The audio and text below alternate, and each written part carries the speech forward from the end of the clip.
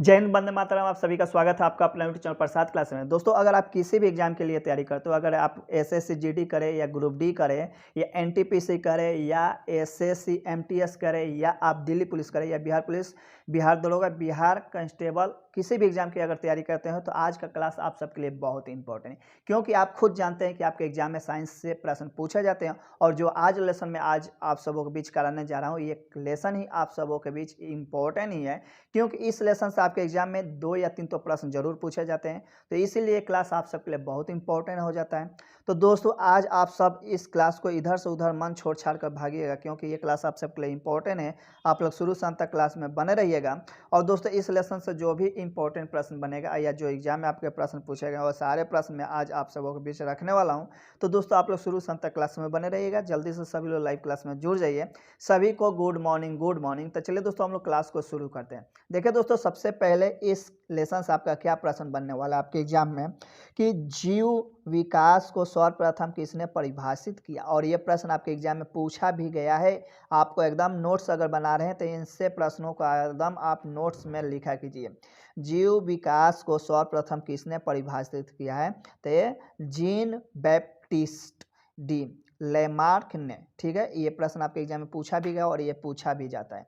चलिए देखते हैं दूसरा प्रश्न क्या बनेगा आपके एग्जाम के लिए। वैज्ञानिकों ने आधुनिक मनुष्य का अंतिम पूर्वज किसे माना।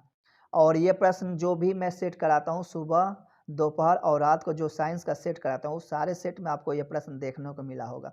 जो लोग डेली क्लास करते होंगे उनको पता होगा कि जी सर, ये प्रश्न हम लोगों के सामने आया था, जो आप सेट कराते हैं उस सेट में। ठीक है, चलिए अगला प्रश्न क्या बनेगा कि वर्तमान प्रमाण के अनुसार पृथ्वी पर जीव का उद्गम लगभग कितना वर्ष पूर्व माना जाता है। और यह प्रश्न कल या परसों मैं सेट कराया था, उस सेट में था। कहिए कि नहीं था, एकदम था ये प्रश्न। तो आप लोग एकदम याद रखना है, 2 अरब वर्ष पूर्व। अब चलिए दोस्तों, इस लेसन से आपका क्या प्रश्न बनने वाला है।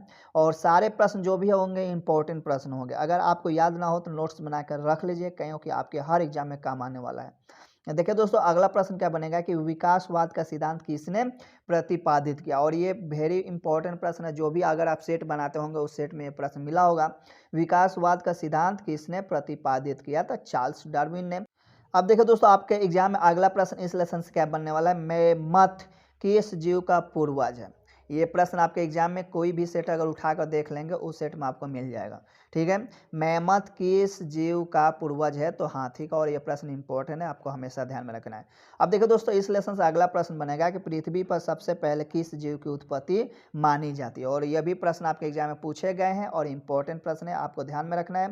तो नील हरित शैवाल। ठीक है, ये वेरी वेरी इंपॉर्टेंट है। चलिए दोस्तों, अगला प्रश्न क्या बनेगा इस लेसन से कि शीत ऋतु में पशुओं के प्रस्तुति काल को क्या कहते हैं। ठीक है, हाइबरनेशन। ठीक है, और ये भी प्रश्न आपके एग्जाम में बने हुए हैं। और एनटीपीसी जो ये एग्जाम हुआ था उस एग्जाम में ये प्रश्न पूछा गया था। तो आपको हमेशा ध्यान में रखना है, जो भी प्रश्न बन रहे हैं, जो भी प्रश्न बन सकते हैं, वो सारे प्रश्नों को आपको ध्यान में रखना है और रिवाइज करते रहना है। अब देखिए दोस्तों, अगला प्रश्न क्या बनेगा इस लेसन से कि किस जीव में स्नायु तंत्र तो होता है परंतु मस्तिष्क नहीं होता। और ये वेरी इंपॉर्टेंट प्रश्न है, आपको एग्जाम में देखने को मिल जाएगा।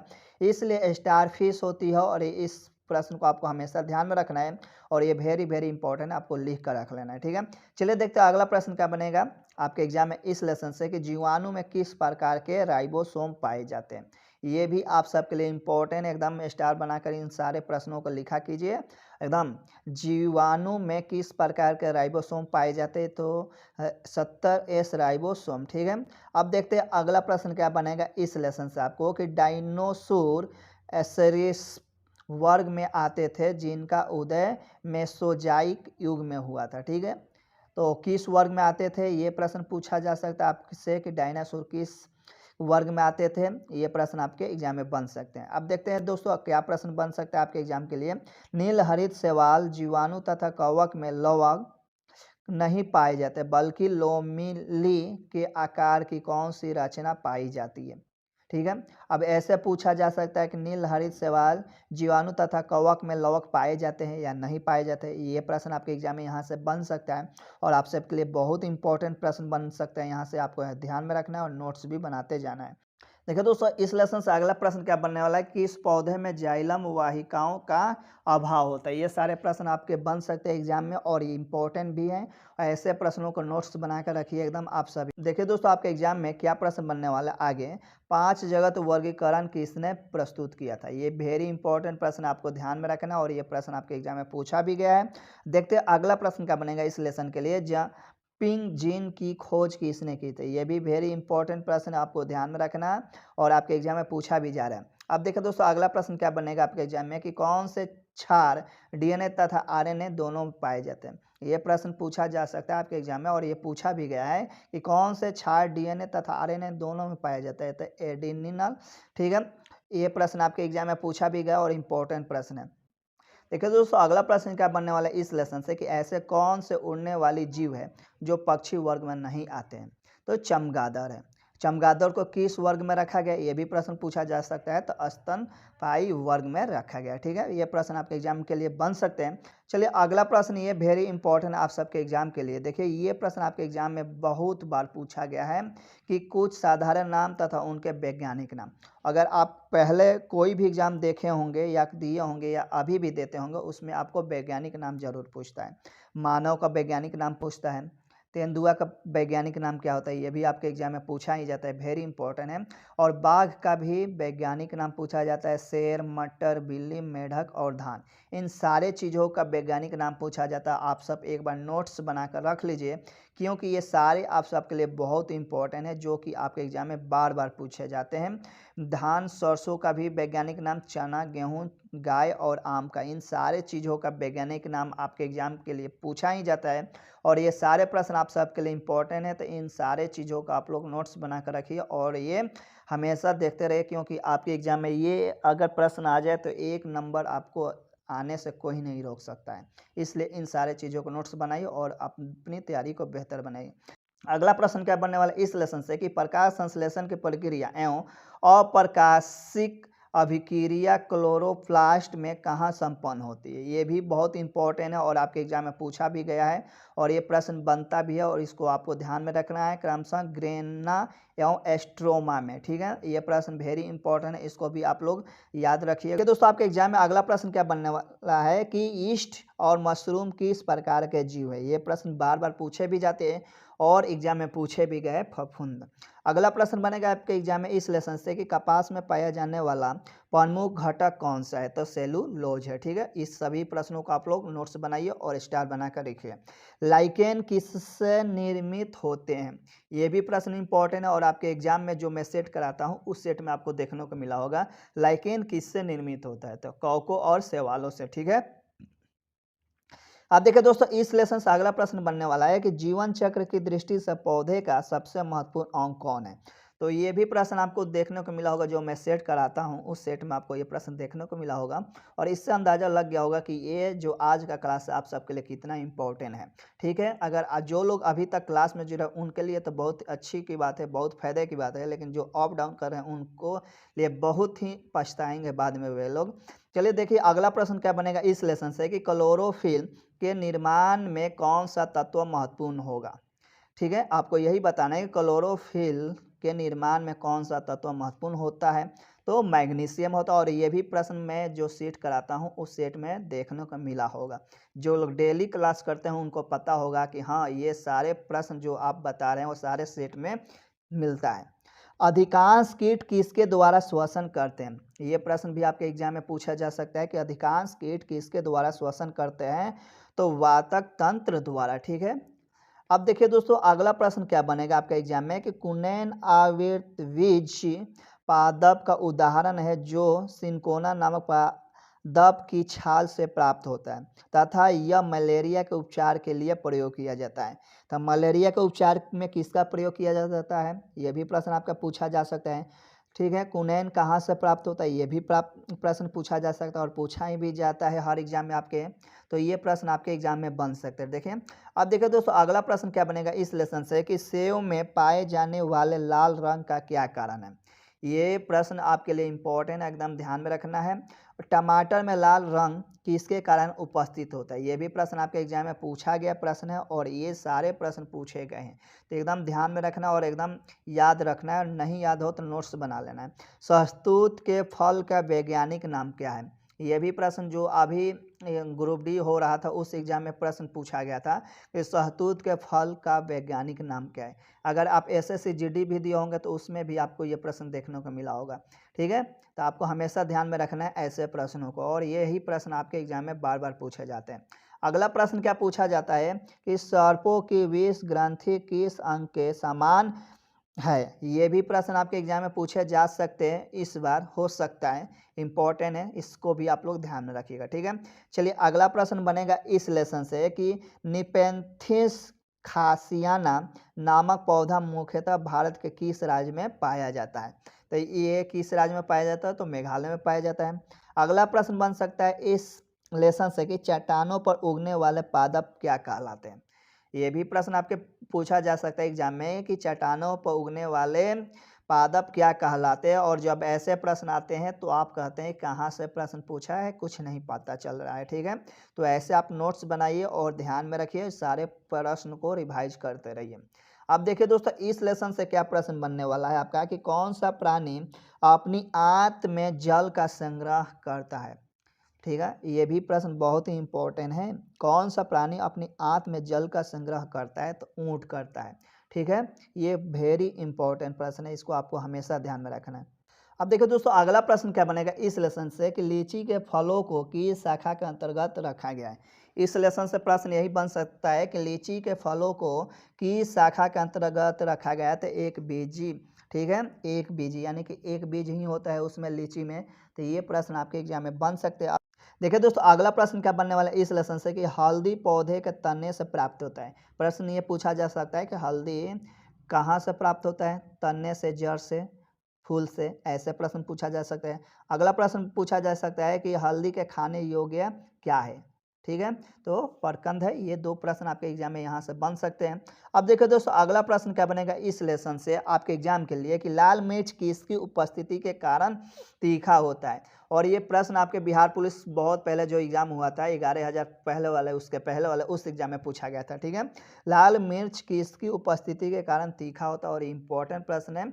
ऐसे ही प्रश्नों को आप लोग नोट्स बनाइए और एकदम तैयारी को बेहतर बनाइए, कोई भी बहाली आप आसानी से निकाल सकते हैं। देखिए दोस्तों, अगला प्रश्न बनेगा इस लेसन से कि सबसे बड़ा स्तनपायी जीव कौन सा है। ये भी प्रश्न एग्जाम में देखने को मिला होगा, हवेल, और ये बार बार पूछा जाता है, कोई भी एग्जाम अगर दिया होगा तो उसमें जरूर देखने को मिला होगा। ठीक है, अगला देखते हैं कौन सा प्रश्न बनेगा इस लेसन से। देखिए, रेशम का कीड़ा अपने जीवन काल की किस अवस्था में वाणिज्य तंतु उत्पन्न करता है।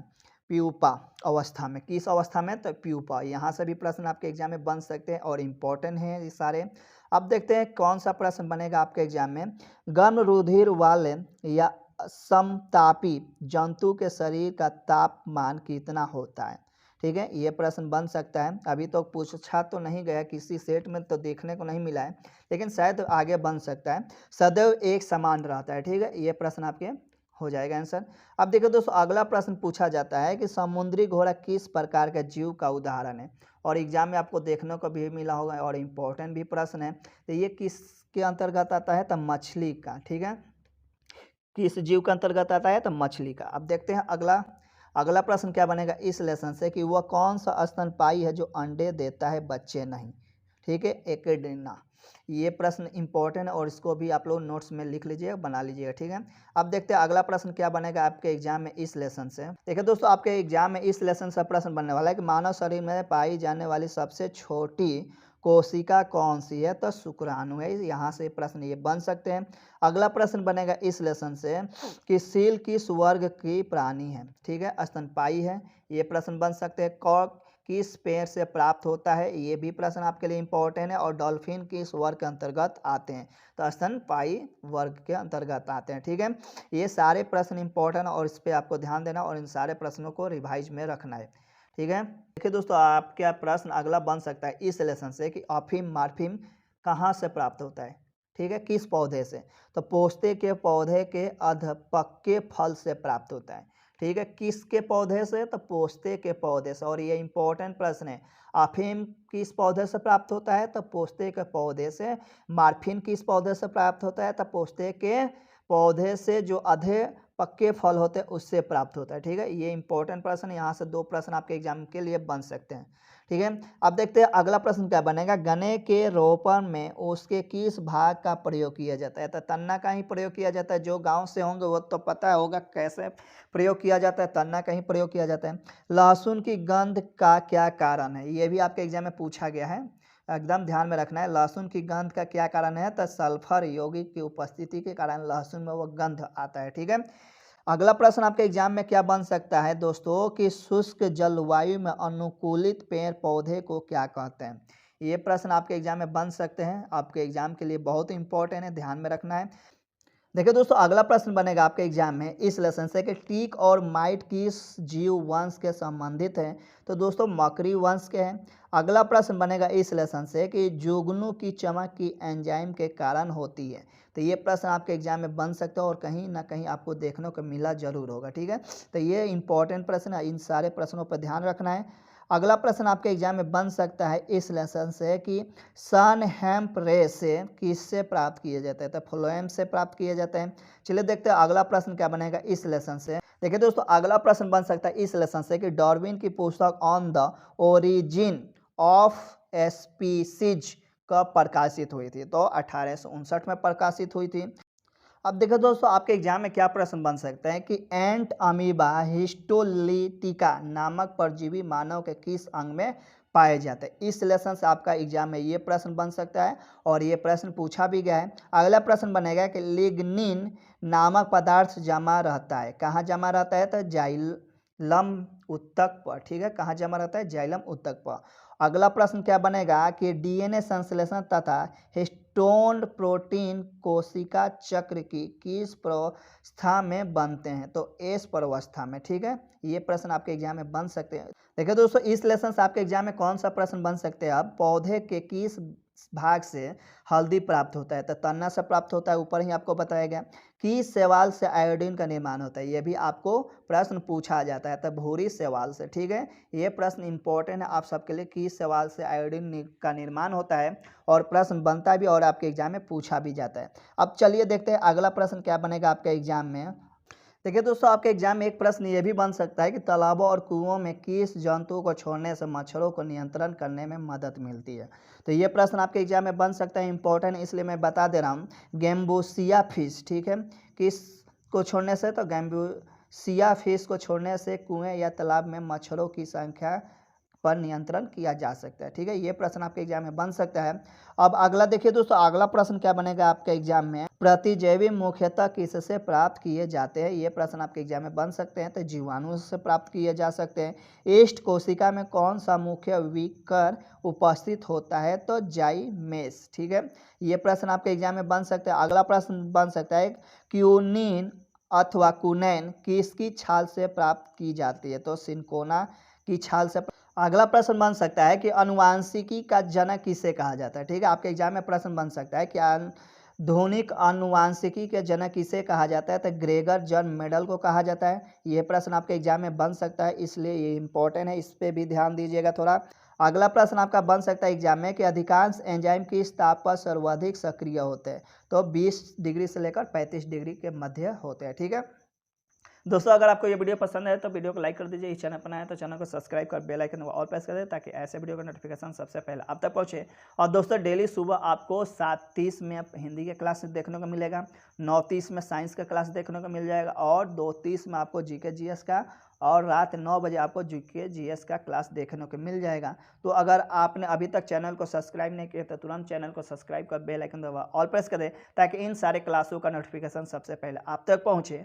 और दोस्तों, अगर अभी तक टेलीग्राम ग्रुप से नहीं ज्वाइन हुए हैं तो तुरंत ज्वाइन हो जाए, इस वीडियो के नीचे उसका लिंक दिया गया है। अगर आपने इसका पहले का वीडियो नहीं देखा है तो जाकर प्लेलिस्ट में देख सकते हो, वहाँ पे आपको सारा वीडियो मिल जाएगा। अगर उससे आगे थोड़ा बढ़िएगा तो चैनल का ऑप्शन दिखेगा, वहाँ पे एक नया चैनल आपको दिखेगा, वो मेरा ही चैनल है, उससे भी आप लोग सपोर्ट कीजिए, लाइक कीजिए, शेयर कीजिए वीडियो देखकर। तो दोस्तों, फिर मिलते हैं हम लोग दोपहर वाली 2:30 में, तब तक के लिए इजाज़त। जय हिंद, जय भारत।